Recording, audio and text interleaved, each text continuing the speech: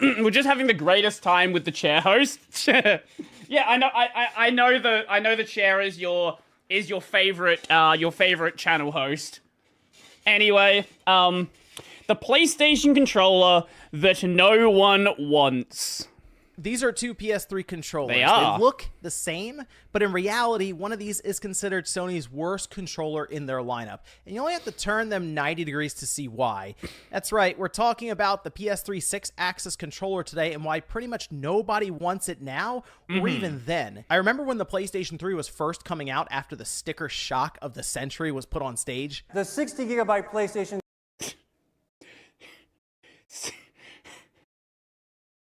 Remember when 60 gigabytes was kind of large?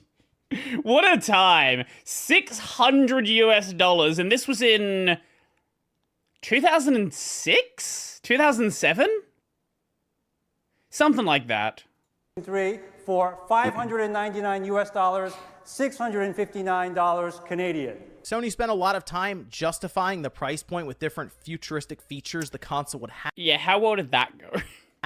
One big part of this was the immersion factor from the controller itself. I can move this controller in 6 degrees of freedom. Wow, that's so cool. As the entire input device.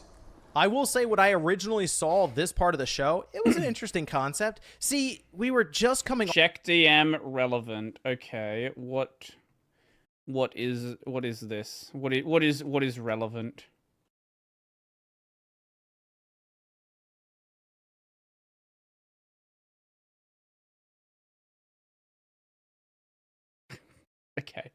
Okay, I'll give you... Okay, let me open the link. Fine.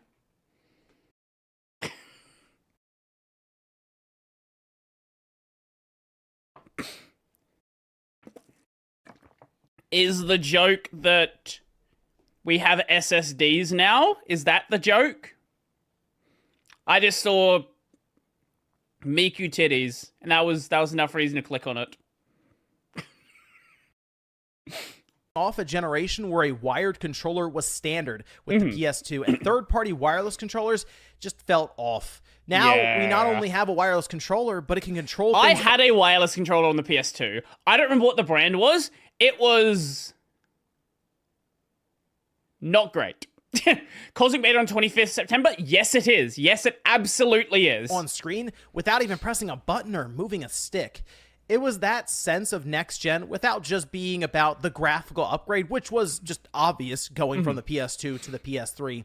The naming of what was really just gyro controls was Sony's marketing machine at work. Sixaxis, from what I can tell... Oh my god, I forgot it had Mini B. What a shit port that is. I have Mini B on my camera, by the way. To the 6 degrees of freedom with the 3 different axes. So not technically 6 axes. I do like the term Sixaxis though, because spelled backwards, it's still Sixaxis. That's at least a nice touch. Sure. Either way, gyro controls being baked into controllers is something that's still around today. I love in the demo. Either way, gyro controls. Look at how much lag there is. Turn. Plane still straight. Controls being... That's why it sucks. Baked into controllers is something that's still around today, and in fact is preferred by many gamers in some cases, like certain shooters. So yeah, this wasn't really the issue for the controller. Something else though was mentioned in this presentation. Now this controller, in being Bluetooth, being wireless, is actually lighter than the analog controller shipped with PlayStation 2. So Phil, how does it feel? It feels incredibly intuitive, and I'm very excited not just for what this means for our game developers. Really? Really? Really? It feels intuitive, does it? Shut up! Shut up! But I'm so excited about what this means for the consumer and for their experience of PlayStation 3. I think it's a fantastic innovation. Yeah, he wasn't joking. This controller is incredibly light. Now, getting the weight of a controller in that sweet spot is probably one of the hardest. Those sticks fucking suck. I've gone back and used a PS3 controller, and holy shit, the domed sticks were not good. parts to figure out when engineering. Like, now that it's become standard for every single controller to have divots, going back to something like this, the PS5 controller has divots, the Xbox One controller has divots, my fucking 8-bit Do controller has divots. Going to something without divots, it's just, it just feels like you've gone back in time. It. Think about all of the ideas you may have for different inputs or features, but only so many can be implemented before you go over a certain threshold and the controller becomes a fatigue-inducing mammoth. Make the controller too heavy and it could become uncomfortable to use in longer play sessions. Nope, disagree. The PS5 controller is so much better than the PS3 controller. Having that extra weight, feeling like you're not gonna fucking snap it in half, that is a good thing. I do not understand people that like these fucking, like, 10-gram mice. It feels like I'm going to break it, and I do not want my controller or my mouse to feel like something I'm going to break. In this case, though, Sony suffered from the opposite. The controller was just too light. If you want a quick weight comparison for some context here, the Sixaxis controller weighs in at just 1. I like light peripherals, I play it. No, there's a difference between light and too light, right? If we are talking, let's see, world's lightest mouse.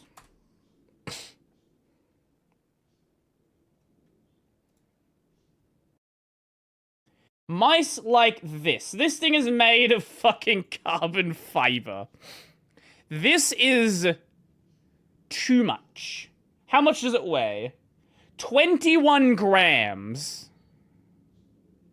21 grams is just, like, you want that to be, you want it to feel like you are holding something that's not gonna just explode. I understand not wanting to use, like, a heavy mouse for gaming. Understandable. But there's a threshold where it becomes too much.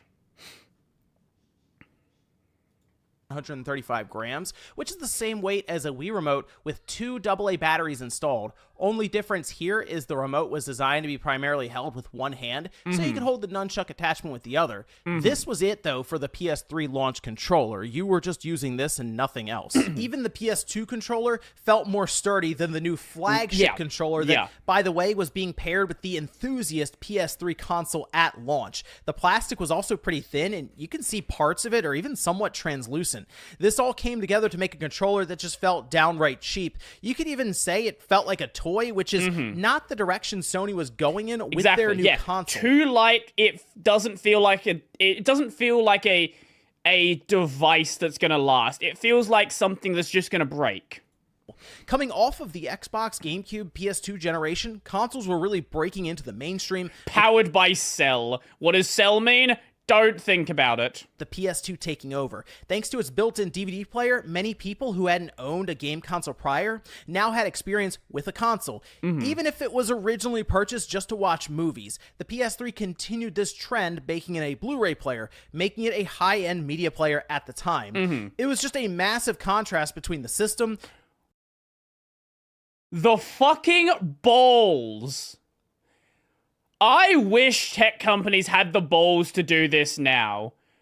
Actually include the direct specs of your competitor.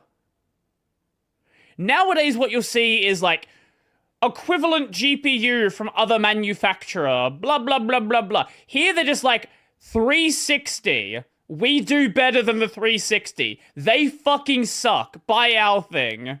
End controller, but turns out, this wasn't Sony's intended design. See, in the mid-90s, Immersion filed patents for technology related to rumble motors that would be used for Microsoft and Sony's consoles later on.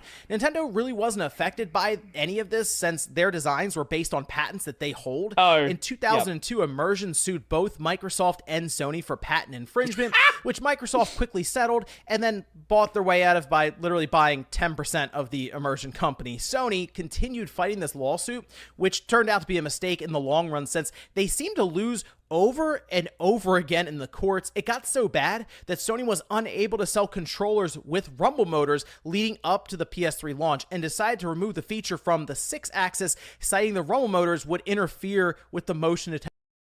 Oh. Oh, I never had an original PS3 controller. They didn't have rumble motors. Yeah, no wonder they're so fucking light then. Yeah, that makes sense. They didn't have the spinning fucking brick inside.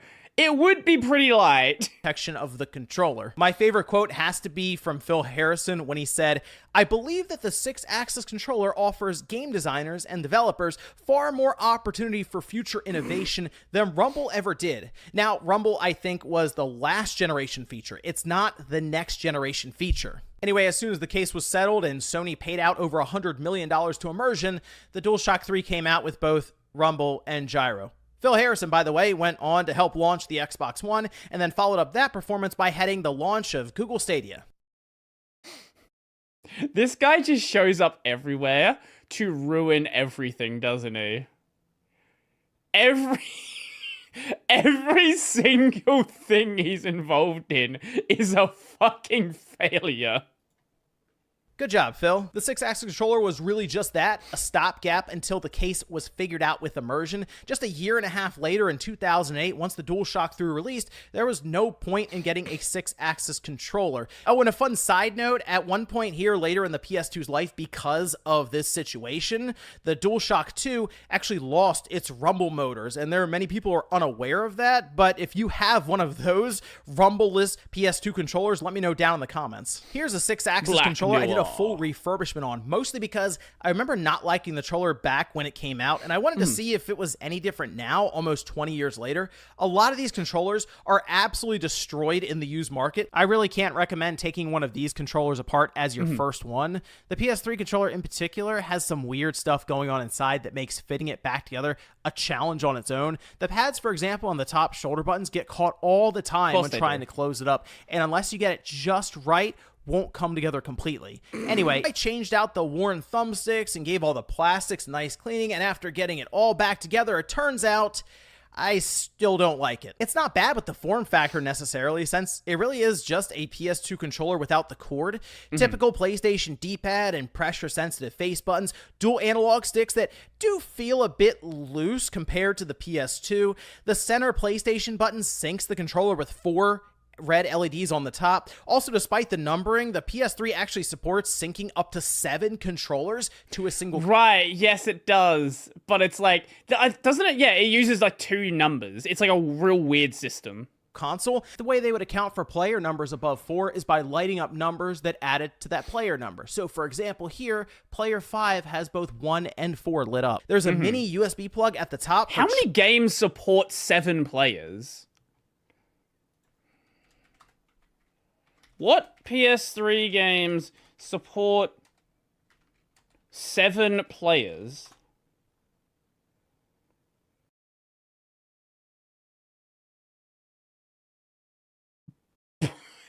Bomberman? Okay, that's a, that'll be fucking chaos. Pixel Junk Racers, NBA 2K, FIFA Street, a lot of sports games, which make... What? How the fuck does that work? Buzz, that makes sense.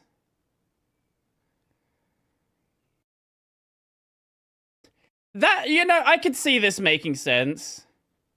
There's 21 games. It's a whole, it's 2, you mean it's 2 fucking rock bands? Charging. Along with the Sixaxis logo, the shoulder buttons are typical R1 and L1, but L2 and R2 were made into analog for the PS3. On the PS2, these were just single press buttons. Here, however, it can track travel. So, for example, a racing game can now track how much throttle you want to use. Unfortunately, these 2 buttons feel really bad to press down. I'd describe this as spongy, and it also doesn't help that the top of both curve down and away from your finger, so it's easy to lose your grip when pressing down fully. I guess the battery life is a plus here, since I don't remember having issues with it dying quickly, and in fact... This is why on the PS5, there's like a lip on the end, so your fingers sort of fall into a gap rather than just sliding off the back of it. Sony seems to estimate the Sixaxis controller with 30 hours of playtime. You know, I think it's mostly the PS3 controller itself I'm not as fond of, but the Sixaxis missing rumble and not even... I'm so thankful we moved away from throttle acceleration away from face buttons. Oh, I am as well. And if you want to go back and play... if you want to go back and play the early Need for Speed games, if you install the input mods that like allow you to use modern controllers, all of them remap X to R2 or the right trigger. Because all of these games were face button, they were X to accelerate, and I think it was square to brake. And it's playable, it's just really not pleasant. Placing it with some sort of weight inside of it. Because here's the other thing. The face buttons on the PS2, they are analog buttons. They're not digital. So you actually can control throttle in all of the PS2 racing games. But it's a fucking nightmare to do, because how the hell do you control the amount of distance you press when the button is fully depressed in 5 millimeters? But all of the face button, pretty much all of the racing games support analog input because of that. So they managed to design, they had like a weird design oversight not making the triggers analog, but they made the face buttons analog. I don't know how this came about. I don't know why they designed it like this, but I am so happy they did, because so many PS2 racing games are still totally playable if you're happy to do a rebind. Didn't help matters. The DualShock 3 certainly solved this problem and just felt like a better controller overall, but when compared to the previous generation with the PS2 controller and the next generation with the DualShock 4, I would say this is a weaker time for Sony's input devices out of the box. But hey, I guess it could have been worse. Sony could have gone to market with this thing. Anyway, let me know your thoughts on the PS3 controllers, especially if you were someone who bought the Sixaxis when the PlayStation thoughts on the PS. How would you even hold that thing? I don't, like, even as an engineering sample, like, how did you design that?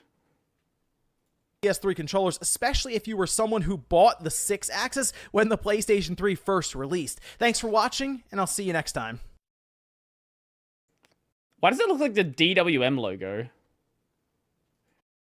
Like, I know it says SWM, but it looks like the DWM desktop logo. Like, really similar to it. That was a good video. PS3 is a weird console. It's a real weird console, but I am in some ways happy it existed.